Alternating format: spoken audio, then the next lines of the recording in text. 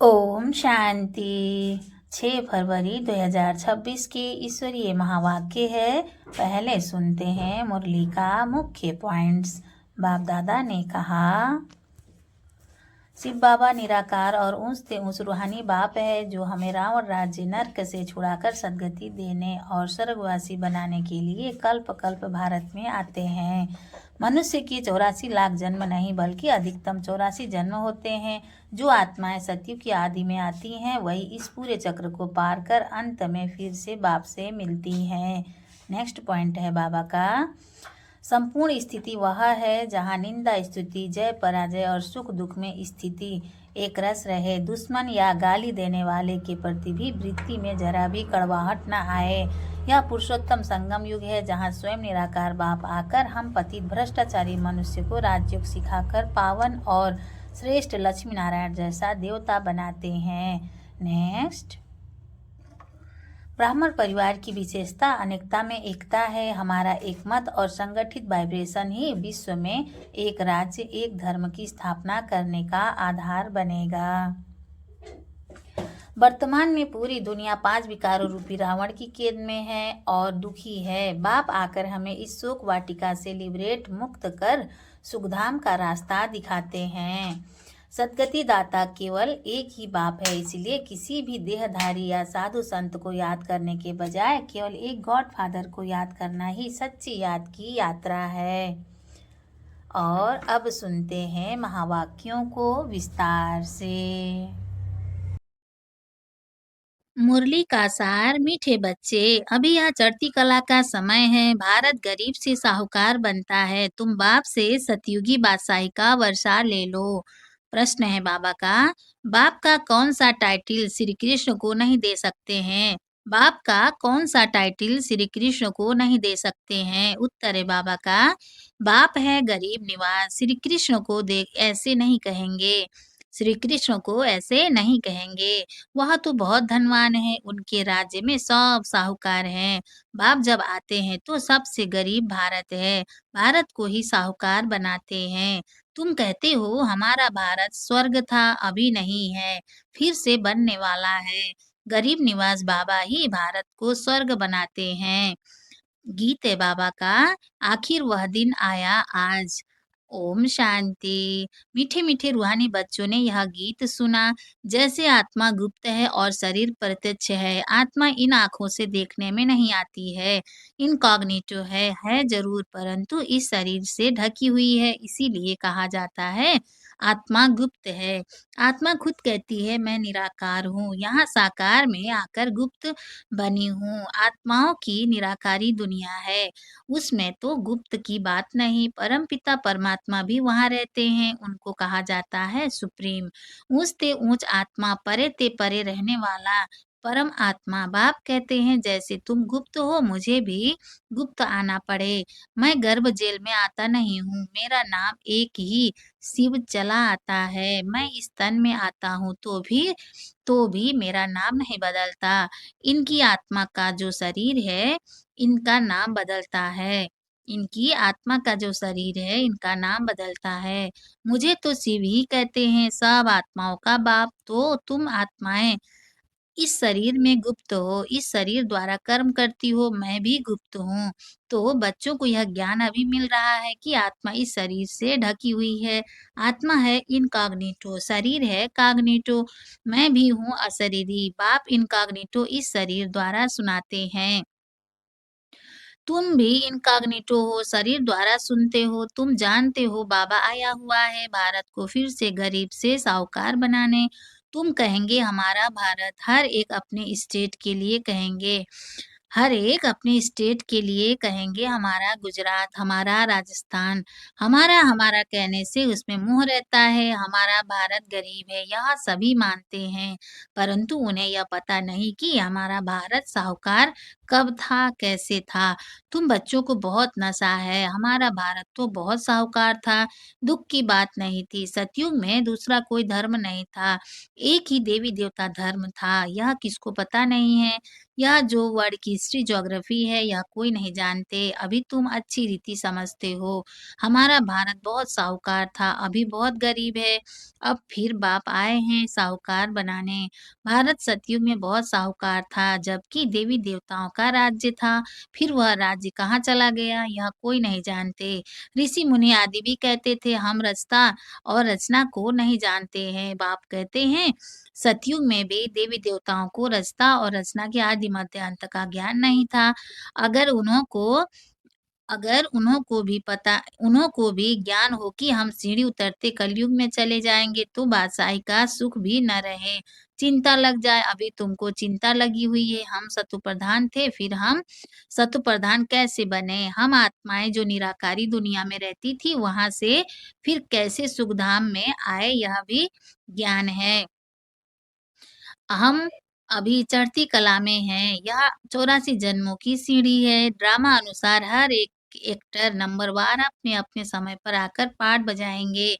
अब तुम बच्चे जानते हो गरीब निवाज किसको कहा जाता है? यह दुनिया नहीं जानती। गीत में भी सुना, आखिर वह दिन आया आज जिस दिन का रास्ता तकते थे सब भक्त। भगवान कब आकर हम भक्तों को इस भक्ति मार्ग से छुड़ाए सद्गति में ले जाएँगे, यह अभी समझा है। बाप फिर से आ गया है इस शरीर में। शिव जयंती भी मनाते हैं तो ज़रूर आते हैं। ऐसे भी नहीं कहेंगे मैं श्री कृष्ण के तन में आता हूँ। नहीं, बाप कहते हैं श्री कृष्ण की आत्मा ने 84 जन्म लिए हैं। उनके बहुत जन्मों के अंत का यह अंतिम जन्म है। जो पहले नंबर में था, वह अब अंत में है। तत्वम मैं तो आता हूँ साधारण तन में, तुमको आकर बतलाता हूँ। तुमने कैसे 84 जन्म भोगे हैं सरदार लोग भी समझते हैं। एक ओंकार परमपिता परमात्मा बाप है, वह बरोबर मनुष्य से देवता बनाने वाला है, तो क्यों नहीं हम भी देवता बने? जो देवता बने होंगे, वह एकदम चटक पड़ेंगे। देवी-देवता धर्म का तो एक भी अपने को समझते नहीं।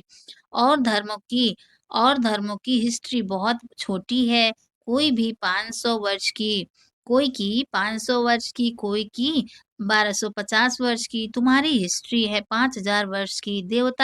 धर्म वाले ही स्वर्ग में आएँगे, देवता धर्म वाले ही स्वर्ग में आएँगे और धर्म तो आते ही बाद में हैं। देवता धर्म वाले भी अब और धर्मों में कन्वर्ट हो गए हैं। ड्रामा अनुसार फिर भी ऐसे कन्वर्ट हो जाएँगे, फिर अपने-अपने धर्म में लौटकर आएँगे। बाप समझाते हैं, बच्चे तुम तो विश्व के मालिक थे, तुम भी समझते हो बाबा स्वर्ग की स्थापना करने वाला है, तो हम क्यों नहीं स्वर्ग में होंगे? बाप से हम वर्ष बाप से हम वर्षा ज़रूर लेंगे, तो इससे सिद्ध होता है यह हमारे धर्म का है। जो नहीं होगा वह आएगा ही नहीं। कहेंगे पराये धर्म में क्यों जाएँ? तुम बच्चे जानते हो सतयुग नई दुनिया में देवताओं को बहुत सुख थे, सोने के महल थे, सोमनाथ के मंदिर में कितना सोना था, ऐसा कोई दूसरा धर्म होता ही नहीं। सोमनाथ मंदिर जैसा इतना भारी मंदिर कोई होगा नहीं, बहुत हीरे जवाहरात थे, बुद्ध आदि के कोई हीरे जवाहरातों के महल थोड़े ही होंगे। तुम बच्चों को जिस बाप ने इतना ऊँच बनाया है, उनकी तुमने कितनी इज़्ज़त रखी जाती है ना, समझते हैं अच्छा कर्म करके गए हैं। समझते हैं अच्छा कर्म करके गए हैं। अभी तुम जानते हो सबसे अच्छे कर्म पतित पावन बाप ही करके जाते हैं। सबसे अच्छा कर्म पतित पावन बाप ही करके जाते हैं। तुम्हारी आत्मा कहती है सबसे उत्तम से उत्तम सेवा बेहद का बाप आकर करते हैं। हमको रंक से राव, बेगर से प्रिंस बना देते हैं। जो भारत को स्वर्ग बनाते हैं, उनकी अभी इज्जत कोई नहीं रखते। तुम जानते हो ऊँच से ऊँच मंदिर गया हुआ है जिसको लूट गए। लक्ष्मी नारायण के मंदिर को कभी कोई ने लूटा नहीं है, सोमनाथ के मंदिर को लूटा है। भक्ति मार्ग में भी बहुत धनवान होते हैं, राजाओं में भी नंबरवार होते हैं ना, जो ऊँच मर्तबे वाले होते हैं, तो छोटे मर्तबे वाले उन्हों की इज़्ज़त रखते हैं। दरबार में भी नंबरवार बैठते हैं। बाबा तो अनुभवी है ना, यहाँ की दरकार है पतित राजाओं की, यहाँ की दरकार है पतित राजाओं की। पावन राजाओं की दरकार कैसी होगी? जबकि उन्हों के पास इतना धन है तो उन्हों के घर भी इतने अच्छे होंगे। अभी तुम जानते हो बाप हमको पढ़ा रहे हैं, स्वर्ग की स्थापना करा रहे हैं। हम महारानी महाराजा स्वर्ग के बनते हैं। फिर हम गिरते-गिरते भक्त बनेंगे तो पहले-पहले शिव बाबा के पुजारी बनेंगे। जिसने स्वर्ग का मालिक बनाया उनकी ही पूजा करेंगे। वह हमको बहुत साहूकार बनाते हैं। अभी भारत कितना गरीब है, जो ज़मीन ₹500 में ली थी उसकी वैल्यू आज 5,000 से अधिक हो गई है। यह सब है आर्टिफिशियल दाम। वहाँ तो धरती का मूल्य होता नहीं। जिसको जितना चाहिए ले लेवे, जिसको जितना चाहिए ले लेवे। ढेर की ढेर ज़मीन पड़ी होगी, मीठी नदियों पर तुम्हारे महल होंगे, मनुष्य बहुत थोड़े होंगे, प्रकृति दासी होगी, फल-फूल बहुत अच्छे मिलते रहते हैं, फल-फूल बहुत अच्छे मिलते रहते हैं। अभी तो कितनी मेहनत करनी पड़ती है, तो भी अन्न नहीं मिलता। मनुष्य बहुत भूख-प्यास में मरते हैं। तो गीत सुनने से तुम्हारे रोमांच खड़े हो जाने चाहिए।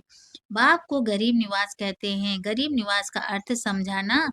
किसको साहूकार बनाते हैं, ज़रूर जहाँ आएगा उनको साहूकार बनाएगा ना? ज़रूर जहाँ आएगा उनको साहूकार बनाएगा ना? तुम बच्चे जानते हो हमको पावन से पतित बनने में 5,000 वर्ष लगते हैं। अभी फिर फट से बाबा पतित से पावन बनाते हैं, ऊँच से ऊँच बनाते हैं। 1 सेकंड में जीवन मुक्ति मिल जाती है। कहते हैं बाबा हम आपका हूँ, बाप कहते बच्चे तुम विश्व का मालिक हो। बच्चा पैदा हुआ और बारिश बना कितनी खुशी होती है। बच्ची को देख चेहरा उतर जाता। यहाँ तो सभी आत्माएं बच्चे हैं। अभी पता पड़ा है कि हम 5,000 वर्ष पहले स्वर्ग के मालिक थे। बाबा ने ऐसा बनाया था। शिव जयंती भी मनाते हैं परंतु यह नहीं जानते कि वह कब आया था।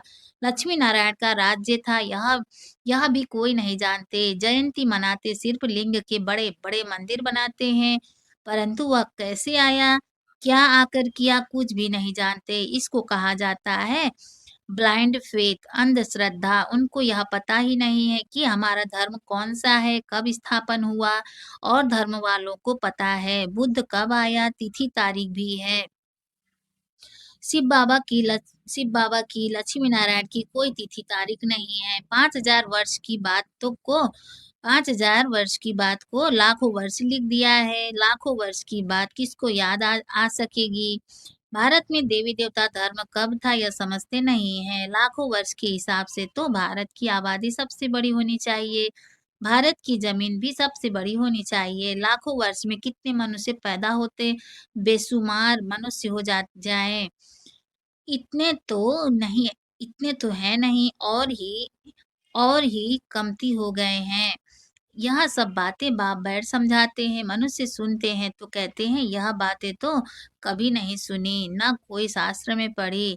यह वंडरफुल बातें हैं। अभी तुम बच्चों की बुद्धि में सारे चक्र की नॉलेज है। यह बहुत जन्मों के अंत में अब पतित आत्मा है, जो सत्व प्रधान था सो अब तमो प्रधान है, फिर सत्व प्रधान बनना है। तुम आत्माओं को अब शिक्षा मिल रही है। आत्मा कानों द्वारा सुनती है तो शरीर झूलता है। क्योंकि आत्मा सुनती है ना, बरोबर हम आत्मा 84 जन्म लेती हैं। 84 जन्म में 84वाँ बाप ज़रूर मिले होंगे। 84 माँ-बाप ज़रूर मिले होंगे। यहाँ भी हिसाब है ना? 84 जन्म में 84 माँ-बाप ज़रूर मिले होंगे, यह भी हिसाब है ना? बुद्धि में आता है हम 84 जन्म लेते हैं, फिर कम जन्म वाले भी होंगे।